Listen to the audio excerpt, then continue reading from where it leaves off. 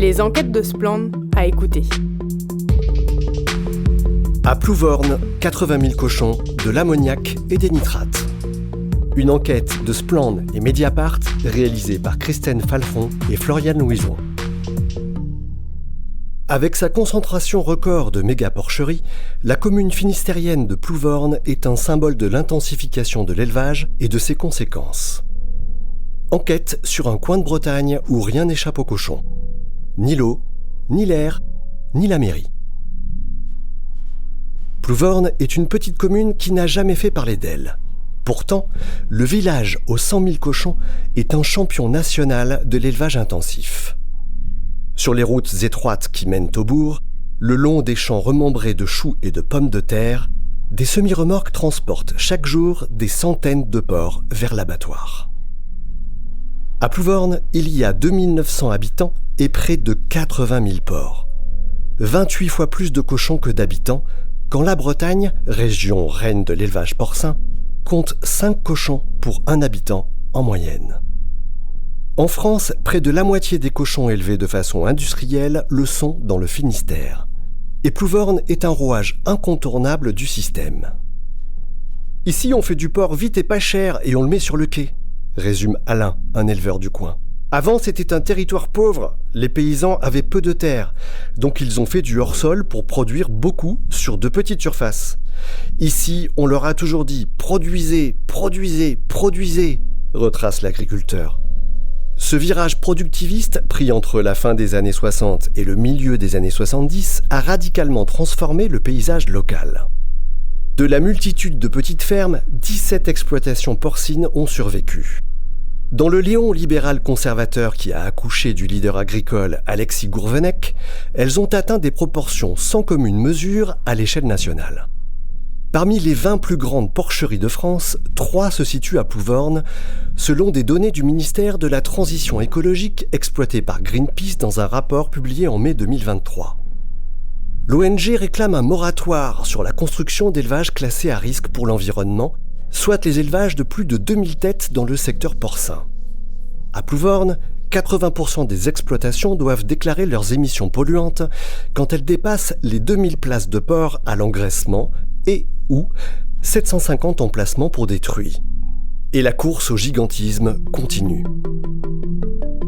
13 piscines olympiques de déjection animale. Chaque année, ou presque, de nouvelles demandes d'extension sont déposées auprès des services de l'État. 1742 places en plus en 2016 pour l'un, 3040 l'année suivante pour un autre. Le dernier projet en date a été déposé en 2020 par la société Calarnou. Le but, 14 000 places supplémentaires de porcs à engraisser. Si ce projet se concrétisait, cette porcherie deviendrait la 2e plus grosse de France, avec une production annuelle de 45 600 porcs charcutiers, talonnant la SA Kerjean, établie dans la commune voisine de Thollet. Un avis publié par la Mission régionale d'autorité environnementale, MRAE, en décembre 2020, décrit toute la démesure du projet. 33 000 mètres cubes de lisier seraient produits chaque année, soit 13 piscines olympiques de déjection animale, que l'éleveur promet de transformer à 98% en compost en vue d'une exportation hors de Bretagne. Ce qui laisserait encore chaque jour 1800 litres de lisier à épandre sur des terres locales déjà saturées en azote. À ce jour, aucune autorisation n'a été accordée, indique la préfecture du Finistère. Le dossier, celui qui a été analysé par l'autorité environnementale, a été retoqué, mais un second est en cours de constitution selon une source préfectorale. Un permis de construire calibré pour cet agrandissement a bien été déposé en mairie à l'automne 2021. Interrogé, le maire de Plouvorne, Gilbert Miossec, nie son existence, en dépit d'échanges de courriels prouvant le contraire, consultés par Mediapart et Spland. Quant à l'éleveur, il n'a pas répondu à nos questions. Le prix environnemental de l'élevage intensif. Plouvorne est un pilier du secteur porcin, mais le revers de cette médaille est un désastre écologique. La plupart des indicateurs environnementaux sont au rouge, à commencer par l'ammoniac. Ce gaz, issu des effluents d'élevage, contribue à la formation de particules fines dans l'air, 2e cause de mortalité évitable dans le pays. Dans un palmarès dressé par le collectif Bretagne contre les fermes-usines, Plouvorne occupe la première place des communes les plus émettrices. Elles atteignent 178 tonnes par an selon les données de Géorisque, soit 2 fois plus que la commune classée en 2e position. Dans un rayon de 20 km, 4 autres communes figurent dans le top 10. Des données qui ne semblent pas inquiéter le maire de la commune, Gilbert Miossec. Il faut arrêter de stigmatiser les éleveurs. De gros efforts ont été faits sur le plan technique pour réduire les émissions. Ce n'est pas le problème le plus important. Et pour cause, il y en a d'autres. Il y avait une belle rivière à Plouvorne, l'Orne, qui a été complètement flinguée. On avait du saumon, de la truite, des anguilles. Il ne reste presque plus rien. S'inquiète un pêcheur local, photographie à l'appui. Il a assisté à plusieurs épisodes de pollution de la rivière, notamment des déversements d'effluents agricoles. Un projet de recherche est en cours, mené par un laboratoire de l'Université de Bretagne occidentale pour évaluer précisément l'état de ce cours d'eau. Les premières conclusions des scientifiques font état d'un hydrosystème altéré par diverses pollutions liées à l'agriculture intensive. Selon les données de l'Observatoire de l'environnement en Bretagne, la rivière présente, outre d'importants taux de pesticides et de phosphore, des taux trop élevés de nitrates. Une conséquence directe de l'agriculture intensive. Les nitrates sont issus de l'épandage des lisiers et de déversements accidentels. Ils sont à l'origine des proliférations d'algues vertes en Bretagne. Dans la commune de Plouvorne, la conséquence la plus directe est la fermeture du point de captage d'eau potable en 2007. Depuis, l'eau est prélevée dans un ruisseau, le Couatoulzard, qui peine, avec son faible débit, à assurer cette fonction. Au cœur d'un Finistère pluvieux, les gestionnaires de l'eau en sont venus à craindre des pénuries d'eau. L'Orne va être de plus en plus nécessaire. Dans un contexte de sécheresse récurrente, il s'agit d'une ressource indispensable. Peut-on lire dans le compte-rendu de la dernière assemblée générale du syndicat mixte de l'Orne, le gestionnaire local de l'eau potable. Mais la reconquête de ce point de captage est un chemin de croix. Des millions investis, mais toujours pas d'eau potable. Les premières actions pour faire baisser les nitrates dans l'Orne datent de 1989. Durant les 15 dernières années, plus de 7 millions d'euros d'argent public ont été investis pour améliorer la qualité de l'eau, en particulier en faisant évoluer les pratiques agricoles. Dernier dispositif en date, le paiement pour service environnemental qui consiste à rémunérer les agriculteurs pour leurs bonnes pratiques. 39 des 70 exploitants agricoles situés sur ce bassin sensible ont signé, soit 40% des terres concernées. Il y a des résultats. Les taux de nitrate dans l'Orne ont été quasiment divisés par 2 par rapport à la fin des années 90, lorsqu'ils dépassaient les 100 mg par litre, un chiffre record dans les bassins algues vertes. Il reste toutefois très insuffisant. Aujourd'hui, l'Orne n'est toujours pas descendu sous la barre réglementaire des 50 mg par litre qui permettrait la réouverture du point de captage. L'eau reste impropre à la consommation, ce qui pose un sacré problème d'argent fichu par les fenêtres, dénonce la conseillère régionale Europe Écologie Les Verts, Christine Pringent. Guy Pennec, président de la commission locale de l'eau, bon connaisseur du dossier, préfère souligner un vrai dynamisme et un engagement fort dans certains secteurs agricoles comme le maraîchage ou la filière bovine. En revanche, pour les élevages hors sol, en majorité des porcheries, c'est plus compliqué, nous sommes démunis vis-à-vis de l'agrobusiness. Une analyse partagée avec moins de pincettes dans un rapport de la Cour régionale des comptes. Les pratiques actuelles en élevage intensif sont un obstacle à la réduction des fuites de nitrates. Les enjeux économiques interdisent des évolutions de système, voire des aménagements même marginaux, comme en témoignent les obstacles à la reconstitution des ceintures bocagères et talus. Pour les observateurs de l'environnement, les projets d'extension de porcheries vont à contre-courant de ces ambitions de reconquête de l'Orne. Il faut sanctuariser ce bassin versant, réclame Jean-Yves Kermarec, président de l'association agréée de pêche et de protection des milieux aquatiques. Les très grosses exploitations sont de plus en plus contrôlées, mais à Plouvorne, avec une telle concentration, l'environnement est déjà trop sous pression. De ce point de vue, il faudrait ralentir. estime aussi un inspecteur de l'environnement du département. Baignade interdite. Il n'est plus possible de boire l'eau de Plouvorne. S'y baigner est aussi devenu dangereux. La commune dispose pourtant d'un appréciable plan d'eau. La qualité de cet espace intergénérationnel est reconnue par les habitants qui le qualifient de convivial et magnifique. C'est le seul espace naturel public à Plouvorne, explique la chercheuse Mallory Baudériou dans un mémoire réalisé sur ce sujet en 2017. Il est alimenté par l'Argence, un affluent de l'Orne, qui jouxte les terres d'épandage de plusieurs élevages, dont celui de Calarnoux. La baignade y a été interdite 46 jours l'été dernier en raison d'une prolifération des cyanobactéries. Ces microalgues donnent une couleur verte à l'eau et peuvent, en trop grande quantité, provoquer des troubles digestifs, neurologiques ou cutanés chez les baigneurs. Des interdictions avaient aussi été décidées les années précédentes sur ce site qui figure parmi les plus pollués aux cyanobactéries en Bretagne, selon les données de l'Agence régionale de santé. Ce phénomène est lié à 3 facteurs. Une eau stagnante, la chaleur et la présence de nutriments tels que les nitrates et phosphates. Des cyanobactéries, il y en a dans tous les plans d'eau. Ce n'est pas obligatoirement lié aux productions agricoles, insiste le maire de Plouvorne.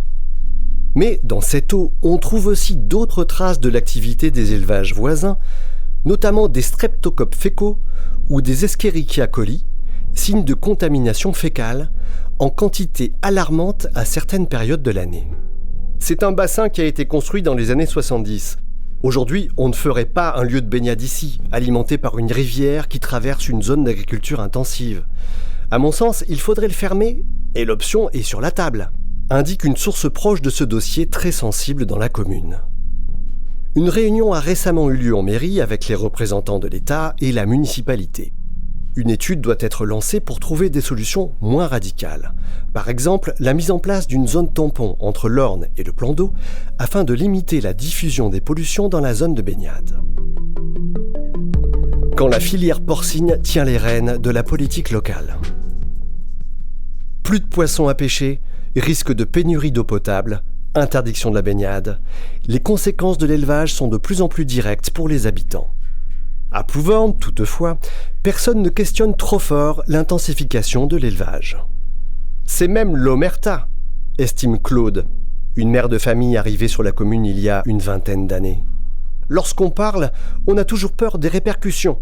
Critiquer un arasement de talus par un agriculteur se fait la peur au ventre. Des éleveurs porcins sont impliqués dans toutes les strates de la vie locale. Et d'abord à la mairie. Élu en 2020, le maire, Gilbert Miossec, est un ancien technicien de Prestor devenu Evelup, une importante coopérative porcine très influente à Plouvorne. Plusieurs élevages en sont membres, notamment la société Calarnoux qui projette la giga-extension. Avant lui, François Palu, propriétaire de Calarnoux jusqu'à sa retraite, avait les rênes de la mairie.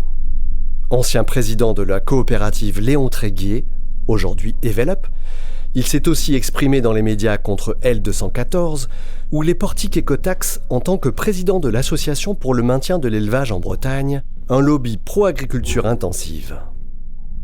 Interrogé par Splend et Mediapart, l'éleveur retraité insiste sur la nécessité des grands élevages, car il faut bien nourrir le monde. Si l'on remonte encore un peu, la mairie a été tenue pendant 42 ans, de 1966 à 2008, par Jacques de Menou, figure politique de la droite finistérienne, RPR, et compagnon de route de l'éleveur porcin Alexis Gourvenec, leader syndical et homme d'affaires charismatique, connu pour ses actions violentes et sa vision ultralibérale de l'agriculture. La question se pose de qui gère ce territoire, et pour moi, c'est l'agro-industrie, dénonce un habitant qui souhaite garder l'anonymat.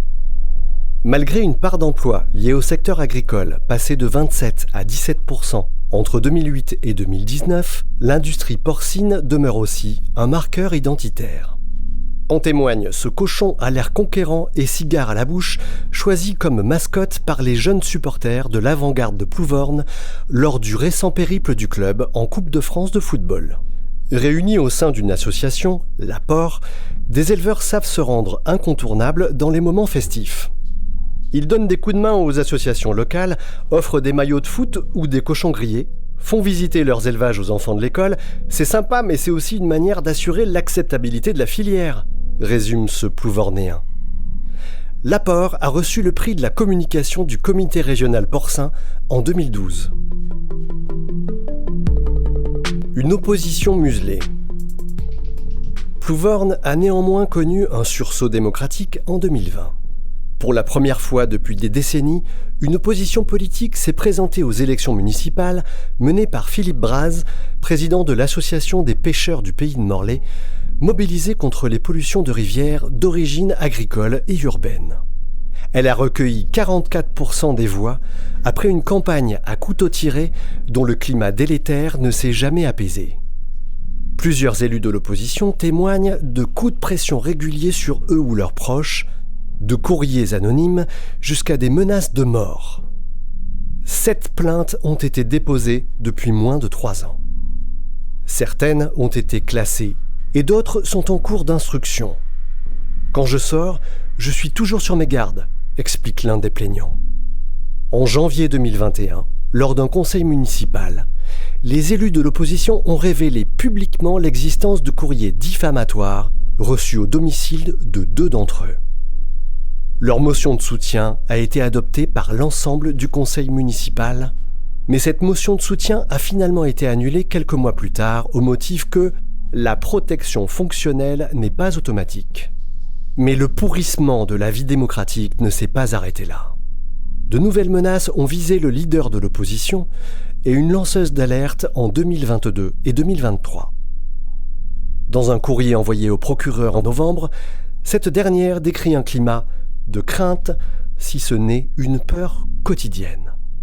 Parmi les plaintes que Spland et Mediapart ont pu consulter, certaines soulignent des altercations avec un membre influent de la FDSEA du Finistère, ainsi que des menaces de mort proférées en public par un éleveur à la retraite. Questionner ce modèle agricole demeure complexe, pour les élus comme pour les journalistes. Le 24 mai, la puissante Union des groupements de producteurs de viande de Bretagne, alertée par l'enquête menée par Spland et Mediapart, adresse une lettre de mise en garde à ses adhérents. Après échange avec Michel Blore et Jacques Crollet, président et directeur de l'organisation, nous tenions à vous informer que des journalistes militants cherchent actuellement à contacter un certain nombre d'acteurs de la filière en prévision d'articles à charge contre la profession. La responsable de la communication de l'organisation invite les éleveurs de Plouvorne à éviter le piège et à la vigilance quant à ces sollicitations qui visent tout simplement à dénigrer notre agriculture. En d'autres termes, silence dans les champs. Cette enquête a été menée par Spland en collaboration avec Mediapart. 21 personnes ont été interrogées au cours de cette enquête. La plupart d'entre elles ont sollicité l'anonymat dès le départ et 2 autres se sont rétractées avant la publication par crainte de pression. 3 éleveurs de Plouvorne ont été contactés et n'ont pas souhaité répondre à nos questions. Comme indiqué dans notre article, ils ont été vivement découragés de s'exprimer par l'Union des groupements de producteurs de viande de Bretagne. Cette dernière a été contactée plusieurs fois et a refusé de répondre à nos questions, tout comme l'Association pour le maintien de l'élevage en Bretagne, qui est domiciliée à la même adresse. Également interrogée, la coopérative Evelup n'a pas donné suite à nos sollicitations. Spland est un média d'investigation breton qui se finance grâce à vos dons. Retrouvez toutes nos enquêtes sur spland.org, splann.org.